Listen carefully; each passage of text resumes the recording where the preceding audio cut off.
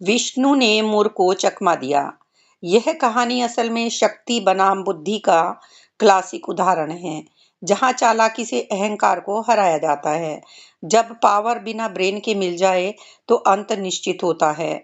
मुर जिस वरदान से दुनिया जीतना चाहता था, वही उसकी मौत का कारण बन गया।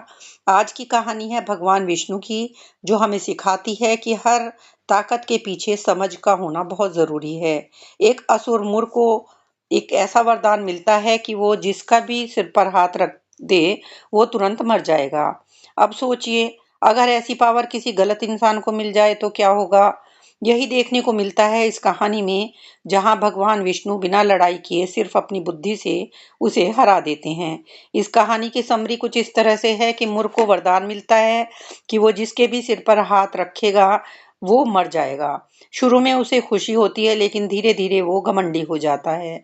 वो सबको चुनौती देने लगता है, इवन भगवान को भी। तब विष्णु उसे जाल में फंसाते हैं। विष्णु उसका हाथ अपने दिल पर रखवा लेते हैं और वह मर जाता है। तो पहले कहानी सुनते हैं, विष्णु ने मुर को चकमा दिया। दनु के वंश में मुर नाम का एक दानव हुआ। अन्य दैत्यों की तरह वह भी ब्रह्मा से वरदान पाने का प्रयास कर रहा था। वह ब्रह्मा से यह वरदान चाहता था कि वह जिसे हाथ से स्पर्श करे उसकी मृत्यु हो जाए। तुम राक्षस सारी व्यवस्था को उलटना क्यों चाहते हो? ब्रह्मा ने प्रश्न किया। स्पर्श एक सुंदर एहसास है। ये उत्तेजित करता है, इससे आराम मिलता है।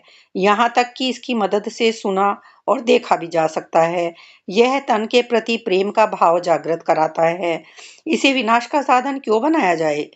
क्योंकि मैं सर्वशक्तिशाली से भी अधिक शक्तिशाली होना चाहता हूँ। आपसे प्रार्थना है कि आप मुझे यह शक्ति प्रदान कर दीजिए।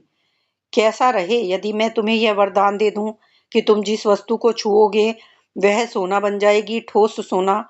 एक बार सोचकर देखो, कैसी अद्भुत क्षमता। पृथ्वीवासी इसके लिए कोई भी मुहावरा बना सकते हैं।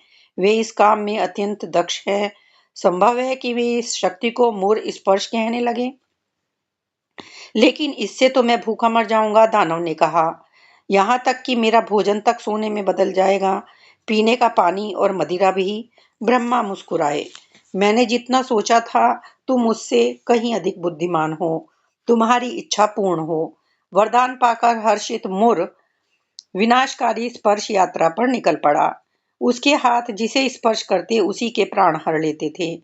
मनुष्य और पशु, देव और दैत्य, वह एक के बाद एक सबको नष्ट करता गया।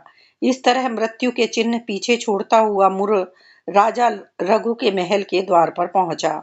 दानव ने मुस्कुराते हुए कहा, मैंने सुना है कि तुम्हें द्वंद्व का बहुत शौक है। मेरे साथ दो दो हाथ करोगे? रघु मुर को मिले वरदान से अनजान नहीं था।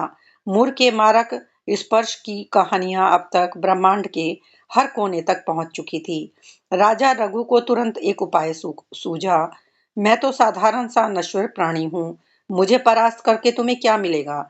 जाओ और यमराज से युद्ध करो। यमराज से क्यों? मृत्यु से कोई नहीं जीत सकता, इसलिए तुम मृत्यु पर विजय पाने के बारे में सोचो। वह कैसी शानदार उपलब्धि होगी। तुम्हारा नाम की महिमा अनंत काल तक रहेगी।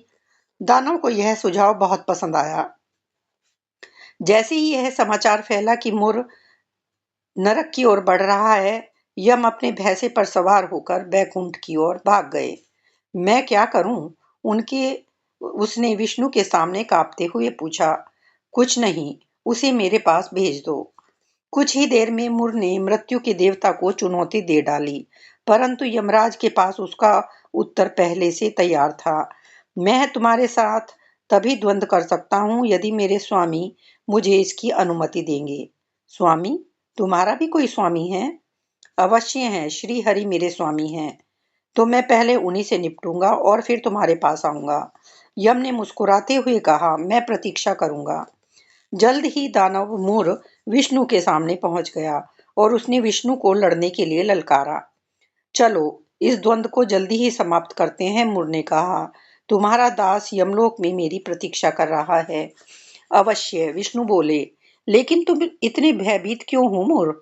मैं भयभीत बिल्कुल नहीं, लेकिन तुम्हारा हृदय, भगवान ने संकेत करके कहा। मेरा हृदय? वह इतनी तेज धड़क रहा है कि मैं उसे यहाँ तक से सुन सकता हूँ, लेकिन मुझे तो कुछ नहीं सुनाई दे रहा। असंभव। वह डर से बुरी तरह धड़क रहा है। तुम निश्चित ही बहुत डरपोक हो। मैं डरपोक नहीं हूँ। मुझे कुछ नहीं सुनाई दे रहा। इसका अर्थ है कि तुम्हें इस आवाज की आदत हो गई है। ऐसा तब होता है जब कोई एक ही आवाज को लगातार सुनता है। इसका मतलब है कि तुम्हारा हृदय इसी तरह धड़कता रहता है। यह हमेशा ही भयभीत रहता है। क्यों मूर्ख?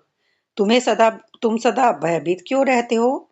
मैं भयभीत नहीं हूँ, लेकिन तुम्हारा हृदय हृदय क्या हृदय? मुर ने गुस्से से अपना हाथ अपनी छाती पर रख लिया। विष्णु हंस रहे थे। तीनों लोग हंस रहे थे। मुर मर चुका था। वह जैसे ही नीचे गिरा, ब्रह्मा प्रकट हुए और उन्होंने विष्णु को प्रणाम किया। आपने फिर से कर दिखाया श्रीहरि। आपने एक और संकट को निष्क्रिय कर दिया।